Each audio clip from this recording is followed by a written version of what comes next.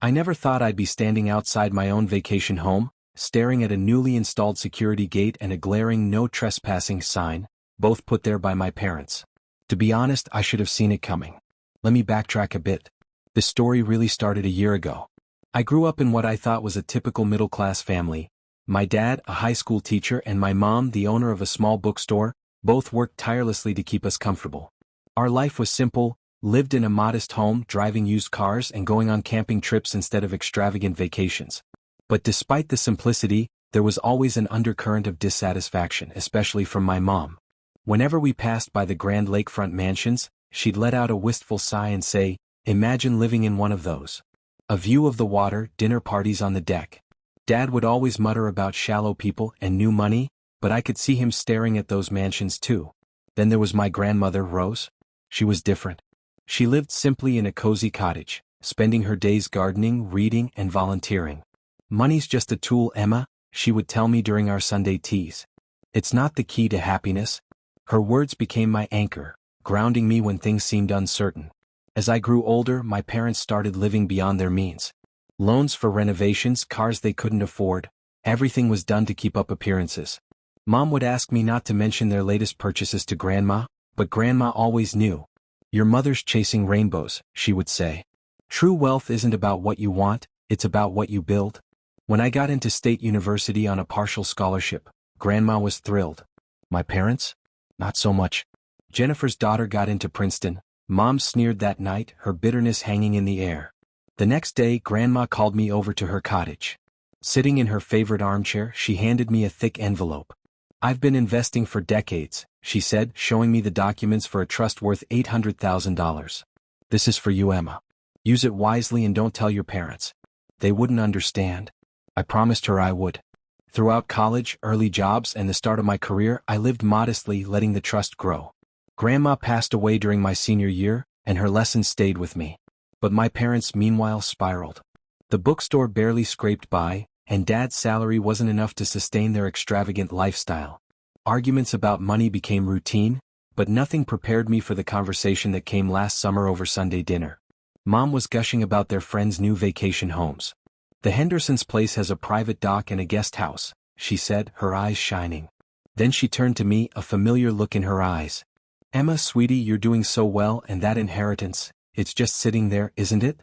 "I'm investing it," I replied carefully, but Mom was relentless. "Imagine what we could do with it," she exclaimed. "There's this gorgeous lake house, 4 bedrooms, private beach. The asking price is a steal." Dad chimed in, "It could be a family home. Something we could all enjoy. Your grandmother would want that, right?" Despite every instinct telling me to say no, I let them wear me down. They promised to handle the maintenance and taxes, insisting it would bring the family together. Against my better judgment, I agreed. The trust covered the entire $800,000 price, and the house was titled in all our names for tax purposes. At first it seemed worth it. I helped decorate, planted flowers on the deck, and even felt a fleeting sense of belonging. But soon enough, cracks began to appear. During their first dinner party, Mom dismissed me. "Emma, dear, this is an event for our social circle. Why don't you visit another time?" Over the next few months, I was always unwelcome. There were guests, they needed privacy, or they were settling in. Then came the gate, the sign, and finally the text. "Emma, we've decided it's best if you give us space to enjoy the vacation home. We'll let you know when it's a good time to visit." Standing in front of that gate, something inside me broke. Grandma's voice echoed in my mind, "Don't let anyone pressure you into spending it foolishly." I pulled out my phone and called my lawyer, Patricia. Patricia's office looked just as I remembered it, modern, minimalist, and somehow both welcoming and intimidating. Patricia herself hadn't changed either, sharp as ever in her tailored suit, her gray-streaked hair pulled back into an unyielding bun. She scanned the documents I'd brought her, eyes narrowing as she flipped through the pages. "Let me get this straight," she said, her tone precise. "You used your entire inheritance to buy a lake house, but your parents' names are on the deed as well?" I nodded, feeling the weight of my mistake. "They said it was just to simplify the process, that we'd all share it." Patricia's expression remained neutral, but the drumming of her fingers on the desk gave her away. "I'm not surprised," she said finally, swiveling her monitor toward me. "Take a look at this." I leaned forward, my breath catching in my throat. The property tax records were on the screen. My name wasn't there. The property was listed solely under David and Maureen Mitchell, my parents. That's not possible, I whispered, feeling the ground beneath me shift. Patricia nodded grimly. I reviewed the documents filed with the county recorder. The deed that was officially recorded only has your parents' names. The papers you signed? She paused, choosing her words carefully. We never submitted them. The room seemed to close in around me. How could this happen? Unfortunately, Patricia continued, it's not uncommon. If someone knows how to manipulate the process, it's easy to swap documents after closing. It's fraud. Plain and simple. But it's shockingly common in cases involving family trusts. The word trust hit me like a punch to the gut. I had trusted them with my inheritance. I had trusted them with everything. And now I was standing at the gates of my own future, locked out. Grandma Rose's legacy had always been a source of strength for me, her wisdom guiding my decisions, helping me navigate life with integrity and caution. But now I found myself reeling in disbelief, betrayed by the very people I had trusted the most. My parents. They had taken my inheritance, the one Grandma had carefully set aside for me, and twisted it into something I could barely recognize. They had manipulated me, exploited my kindness, and stolen from me in the most profound way imaginable. Patricia, my lawyer, didn't sugarcoat it. She pulled up another file on her computer, her voice cold with determination. Your parents took out a $200,000 home equity line of credit against the property, she said, letting the words sink in. My stomach turned. What can we do? I asked, my voice shaky. Patricia leaned back in her chair, her eyes gleaming with a mix of focus and resolve. We fight back, she replied firmly. I've already drafted the paperwork for a civil suit. We'll file for an emergency injunction to block them from taking out any more loans, then we'll pursue legal action to restore your name on the deed and recover damages. This is a strong case, Emma. Fraud this blatant is rare, but it happens. And we're not going to let them get away with it. I hesitated, guilt creeping in. After all, they were my parents. Patricia's tone softened but remained resolute. Emma, your grandmother set up that trust for you. She wanted you to have a secure future. What do you think she would say if she saw this? I already knew the answer. I could almost hear Grandma's voice in my head, urging me to stand firm, to not let anyone take advantage of me. Stand your ground, Emma, she would say. Don't let anyone take advantage of your kindness. When I left Patricia's office, I felt a whirlwind of emotions, shaky but resolute. I decided I would give my parents one last chance to explain. I called my mom first, but it went straight to voicemail. I tried my dad and got the same result. Finally, I sent them both a text. We need to talk about the lake house. I know about the deed and the loan. Please call me. Hours passed with no response. Then around dinner time my phone buzzed. It was a message from Mom. I don't know what you're talking about. The lake house is ours. We earned it. Stop causing drama. My hands trembled as I read her words. Earned it?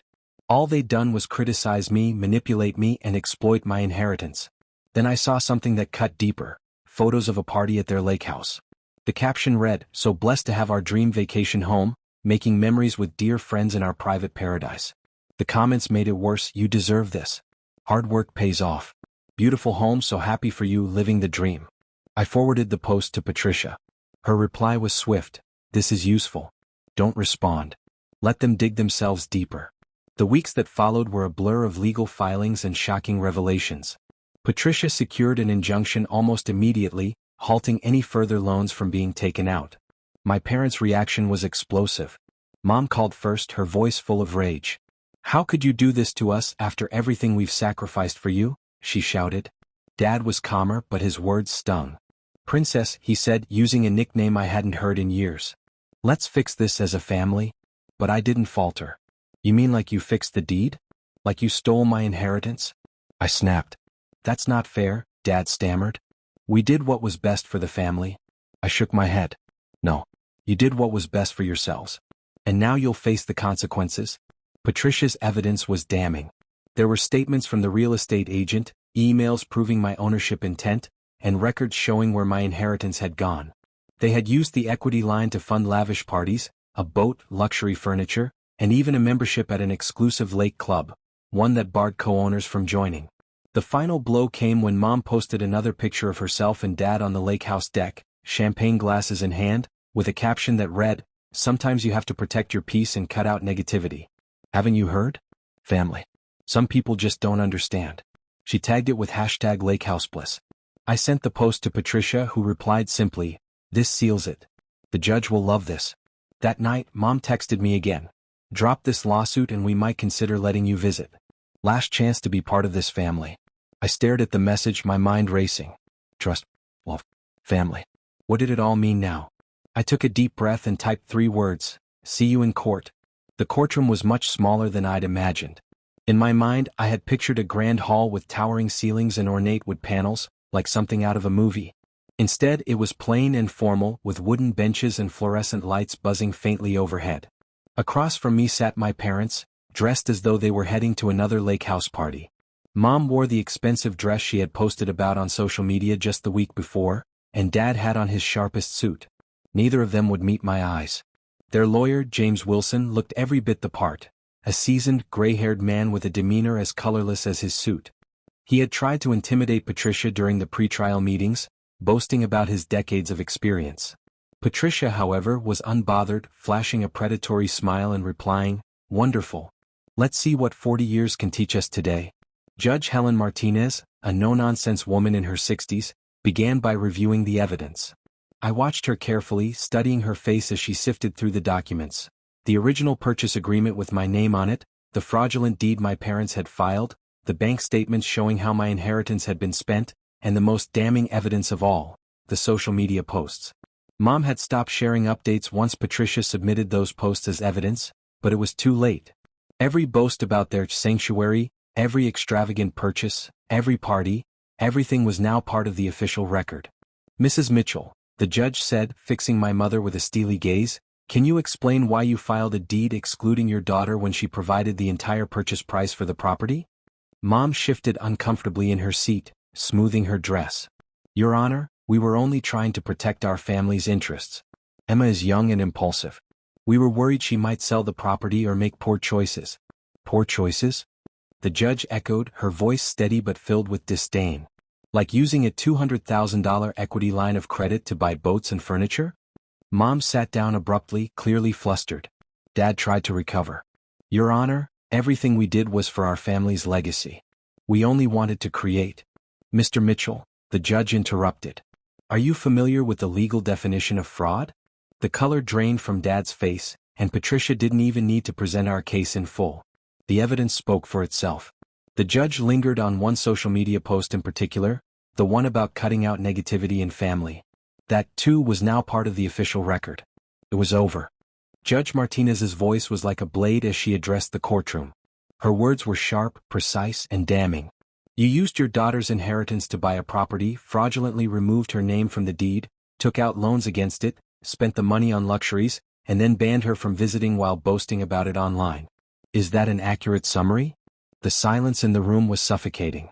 James Wilson, the defense attorney, cleared his throat before speaking, his tone apologetic. "Your Honor, my clients acknowledge some errors in judgment." "Errors in judgment?" Patricia's voice cut through the air like a whip. "This wasn't poor judgment. This was fraud. They stole their daughter's inheritance, violated her trust, and frittered it away. This isn't just a mistake, it's criminal behavior." The judge nodded gravely. "I agree," she said. "Miss Mitchell's petition to correct the deed is granted. I'm also referring this matter to the district attorney's office for potential criminal charges." My mother let out a strangled cry, her face flushed with fury and disbelief. My father, defeated, dropped his head into his hands. The gavel came down with a decisive crack.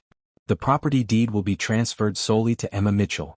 The home equity loan will be the responsibility of David and Marie Mitchell. You have 48 hours to vacate the premises." It was done. The battle was over. I stood there, a strange mixture of relief and finality settling in my chest, while Patricia stood firm beside me. As we left the courtroom, my mother's cries echoed behind us, a hollow sound, like the final act in a play. It felt rehearsed, almost as if she had known this day was coming all along. In the hallway, Mom tried to approach me, her voice soft and pleading. "Emma, sweetie, we can fix this. We're family." But I cut her off before she could say more. "Family doesn't steal," I said, my voice unwavering. "Grandma Rose taught me what family really means, and this isn't it." Mom's sweet tone dropped, and her expression twisted with bitterness. "Your grandmother always played favorites. If she'd just given that money to me, she knew exactly what you'd do with it." I snapped back, every word sharp and deliberate. That's exactly why she protected me. She knew what you'd do with it. Dad stepped forward, his face filled with regret. Princess? I held up a hand to stop him. You have 48 hours to get your things out of my house. Anything left behind will be donated, I said coldly, my decision final. I turned and walked away, Patricia at my side. Behind us, I could hear my mother's cries, but they sounded faint, distant, as though they were just another act. The next weekend, I finally returned to the lake house, my lake house, for the first time in months. The security gate was gone, along with the no trespassing sign that had once guarded the entrance. Inside, my parents' belongings were gone, but they had left a mess: empty wine bottles, scuffed floors, and water rings on the furniture. Standing on the deck, looking out over the lake, I felt a strange mixture of sadness and relief. Sadness for the parents I had wished could have been different, for the family I had hoped would understand. And relief because this chapter was finally over. But there was also something else: peace. I spent the day cleaning, rearranging the furniture, and opening windows to let in the fresh air. In a drawer, I found one of Mom's designer scarves. I didn't hesitate to donate it, along with everything else they had left behind. By the end of the day, the house felt different, calmer, more like a place I could truly call home. That evening, I sat on the deck with a cup of tea, scrolling through old photos. One caught my eye, a picture of Grandma Rose and me laughing in her garden. The memory was vivid, though I couldn't remember why we had laughed so much. But I knew one thing for certain: Grandma would have loved this place. Not for its luxury, but for its serenity. The next day, I contacted a local charity that supported families with children battling cancer. I offered them the house, a place where they could create joyful memories in the face of hardship. I wanted the house to be a sanctuary, a place of healing, not a trophy of wealth. Mom must have found out quickly. She sent me a furious text, her words filled with venom. How dare you let strangers use our lake house? But I was resolute. I blocked her number without replying. She was right about one thing: this house wasn't meant for what they had done with it. It wasn't meant for parties and boastful social media posts. It was meant for something better. A year later, the house had become a thriving haven for families in need. I rarely thought of my parents anymore. Instead, my thoughts were with the little girl I had met last weekend, hugging me tightly as she called the house her happy house, looking out over the lake. As I sat on the deck one quiet evening, I raised my cup of tea in a silent toast to Grandma Rose. I whispered softly to the wind, "True wealth isn't about what you own. It's about what you build." And in that moment, I knew I was building something beautiful.